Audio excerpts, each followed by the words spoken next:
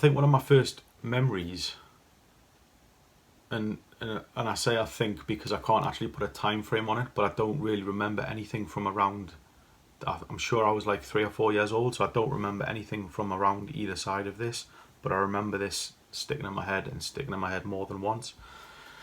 Is my mum shouting up to tell me the Italian Job was on TV. So she'd be like, Oliver, the Italian Job's on. I should probably use my full name because I was always in trouble. But anyway, she's like, oh, the Italian Job's on. I'll be like, I don't know what that is. And she'd be like, the one with the minis. And I just remember sitting there watching the film, just being transfixed by the minis. Not the Mark Wahlberg one, I'm obviously far too old for that, like the original one. And I just remember being like transfixed by the minis and the whole car chase, which for me personally I think is probably like the best car chase that's ever been in any movie. I know people say Bullet is, but I think Bullet was just the original, not the best one. So just like the car chase through Turin, the soundtrack, the sound of the cars, the screeching of the tyres, like just I can watch that movie forever and just never ever get sick of it. So I think that's probably what ignited my interest in cars in the first place. So the first performance-based car I ever bought for myself was a EP3 Civic Type R. Now, back then, I was doing tons of miles for work. So I would basically drive to and from work, which was already over what like average mileage is, and then I would use the car for work during the day as well. So I was doing like ridiculous miles. And so this came into like how I ended up with that car. So I wrote down a list of basically cars that I would be interested in having. Some of them got discounted for fuel economy. Some of them got discounted for other reasons. And I ended up with a short list basically. And it just so happened that at that time, Honda were making amazing cars, or had been making amazing cars, because when I bought this, it was about 3 years after they stopped production of them. And the shortlist was 3 Hondas. So it was the mid to late 90s Integra Type R, the Honda S2000 and the EP3 Civic Type R. I decided against the S2000 because of the bikes. 2-seater convertible, never be able to take my bikes anywhere. The Integra Type R, like I said, I was doing tons of miles for work. And whilst I would have liked that car, that would have maybe been like a car that you'd have as a second car because of the age of it, not like your main car that you're doing like ridiculous miles on.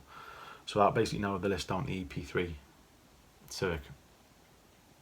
Now, they'd finished production of them about 3 years previously, so there was still a couple of them around that were in like great condition, but like enough so it's easy to find. I wanted as lower owners as possible, I wanted as fewer miles as possible, and I wanted the service to be Honda as and when it should have been as well. So that's what I was looking for, and I found a couple, and in the end I decided on this one. It was I can't remember the colour, Cosmic Grey I think they call it, Cosmic Grey, Gunmetal Grey, whatever. Looked great, drove perfectly, had a K&N induction kit on, which didn't put me off. Like that's like the only modification that wouldn't put me off. An exhaust would put me off. Anything else, suspension, that would all put me off except for this induction kit. And it came with the original air filter box as well. So that was the car. Got it, drove it, loved it, loved the performance. Like the benefits of what it did so well took away from the things that it didn't do so well for me. So for example, there's a lot of people talk about the steering on them, and that's because it had electronic steering, so it makes it a bit vague. And I think it does this thing as well where it's lighter at low speeds than it is at higher speeds, and so a lot of people sort of pull it for that reason, but the benefits of the car outweigh that negative. Also, I mean, this turning circle is diabolical as well, but again, something I'm happy to live with for the car that does everything else so right and so well. So that was my car, loved it, drove it.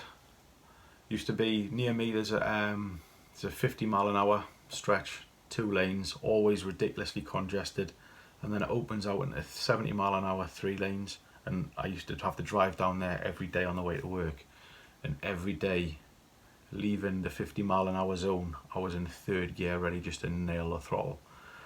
Obviously only up to 70, but I was just like third gear ready for the VTEC to come in, boom, all the way up. And I never ever got sick of it. Loved the car to pieces. Drove it all the time, maintained it as I should. A couple of little niggles with it that weren't really down to me, but I came out of B&Q one day and someone had decided to run a trolley along the side of it. Got that fixed straight away. I think that was 300 quid for the paint. No dent, it was just paint, and then the blending in of the paint as well at the same time.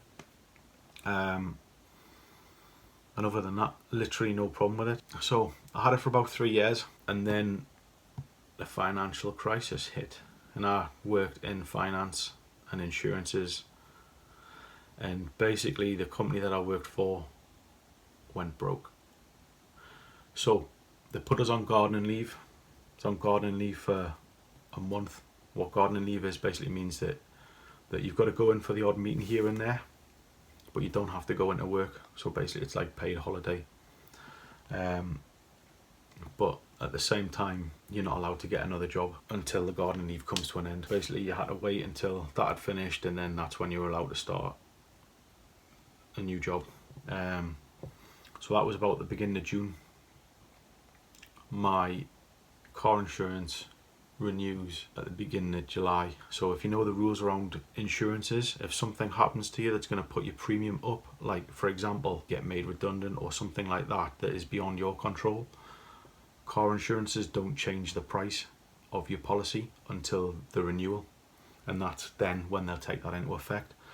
So literally I had a month to find a new job, didn't manage to get one, peak of the financial crisis, new quote came through, £5,500. So I've been paying £800 a year before that, around £800 a year before that. The car I'd bought for £7,000, it was worth about 5 at that point. So you basically, they want more than the car's worth to insure the car. I challenged them on it as well. What's your reasoning behind being able to do this? Like, how can you justify that percentage increase in premium? Oh, well, you're not working anymore, so you can drive the car whenever. Okay, so my last policy I had business miles on as well. So I was driving the car to and from work, as well as driving the car multiple times during the day to go and see people. How are you going to tell me that I can drive the car at any time because I don't have a job, when I was literally doing like 20,000 miles a year beforehand? It doesn't even make sense. So anyway, it is what it is. At that point I had a decision to make. My friend was selling his car, Ford Focus, old reliable.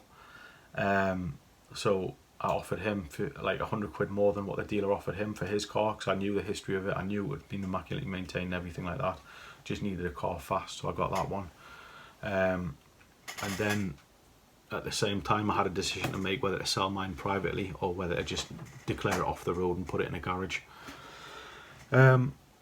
Unfortunately I decided to go along the route of selling it. I figured at that point it was just going to add more complications, so just advertise it privately, get rid. So eventually a dealer from down south bought the car, sent someone up on the train, I collected him, he drove it back to where I live, inspected it, totally happy with it, everything as it should be, transferred the money there and then, and as soon as the money went in my account, drove off, and that was the last time I seen it.